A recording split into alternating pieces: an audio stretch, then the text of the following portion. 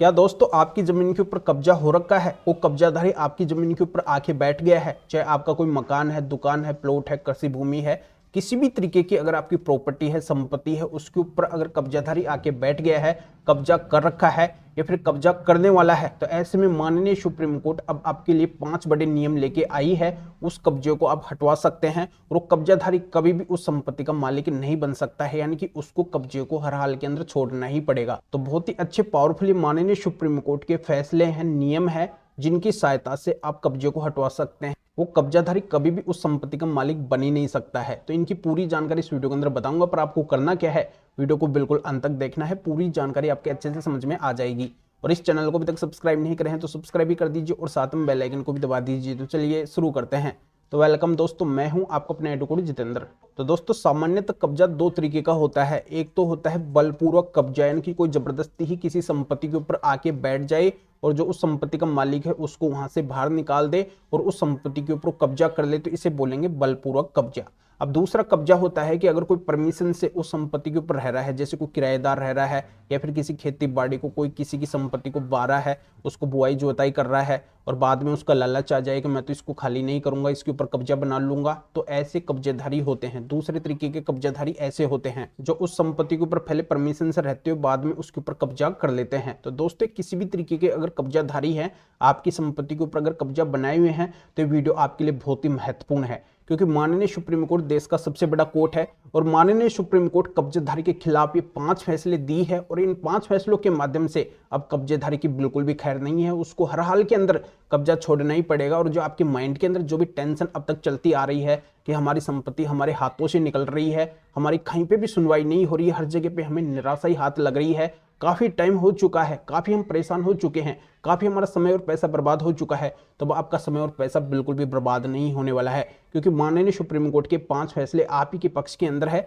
अगर आप संपत्ति के असली मालिक है, रियल ओनर है, तो 5 फैसले जल्दी ही कब्जे को हटवाएंगे और वो संपत्ति वापस से आपको मिल जाएगी और साथ में उसका हर्जाना भी आप ले सकते हैं। यानी कि अब आपको किसी भी तरीके की कोई दिक्कत नहीं आने वाली है, यानी कि जितने दिन उस संपत्ति के ऊपर कब्जा हुआ है तो उसका मुआवजा भी आप ले सकते हैं। बहुत ही अच्छे फैसले हैं जिनसे आपको पूरा फायदा मिलने वाला है। दोस्तों कई लोगों के दिमाग के अंदर ये ख्याल आता है, ये बात आती है कि एक कानून है कि अगर कोई 12 साल तक किसी संपत्ति के ऊपर कब्जा कर लेता है तो संपत्ति का मालिक बन जाता है, बल्कि ऐसा नहीं है। ये बिल्कुल गलत बात है। देखो यहाँ पे मैं 2 ही बातों के अंदर आपको समझाने की कोशिश करूंगा। इनमें पहली बात तो ये आती है कि जैसे वो कब्जाधारी बलपूर्वक किसी संपत्ति के ऊपर कब्जा किया है और उसको हटवाने का अगर आप प्रयत्न कर रहे हैं, तो ऐसे में चाहे वो कितने भी साल से उस संपत्ति के ऊपर कब्जा क्यों ना कर रखा हो, वो कब्जा भी हट जाएगा।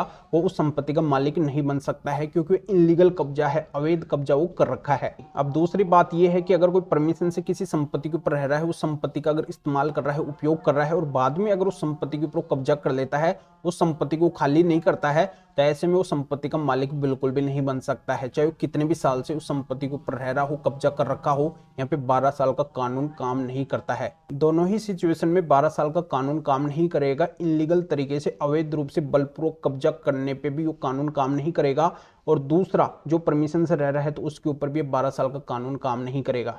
तो ये बात तो आपके अच्छे से समझ में आ गई होगी। अगर आपकी संपत्ति के ऊपर 12 साल क्या 50 साल 100 साल से भी अगर कब्जा है तो उस कब्जे को भी अब आप हटवा सकते हैं। माननीय सुप्रीम कोर्ट के इन 5 जजमेंट की सहायता से वो कब्जा भी हटेगा और वो कब्जाधारी कभी भी उस संपत्ति का परमानेंटली मालिक बन ही नहीं सकता है। तो दोस्तों अगर आपकी किसी भी तरीके की संपत्ति है, चाहे कोई प्लॉट है, मकान है, दुकान है, कृषि भूमि है, उसके ऊपर अगर कब्जा है तो आपको क्या करना है, आपके केस अगर कहीं पे भी चल रहे हैं, पुलिस थाने या फिर कोर्ट के अंदर कहीं पे भी अगर आप अपने मामले को लेके गए हैं, तो वहां पे जाके आपको माननीय सुप्रीम कोर्ट के इन 5 जजमेंट्स को लगाना है और फिर इन 5 जजमेंट की सहायता से आपकी संपत्ति फिर से आपकी हो जाएगी, आपको मिल जाएगी। वो मालिक कभी भी नहीं बन सकता है कब्जाधारी।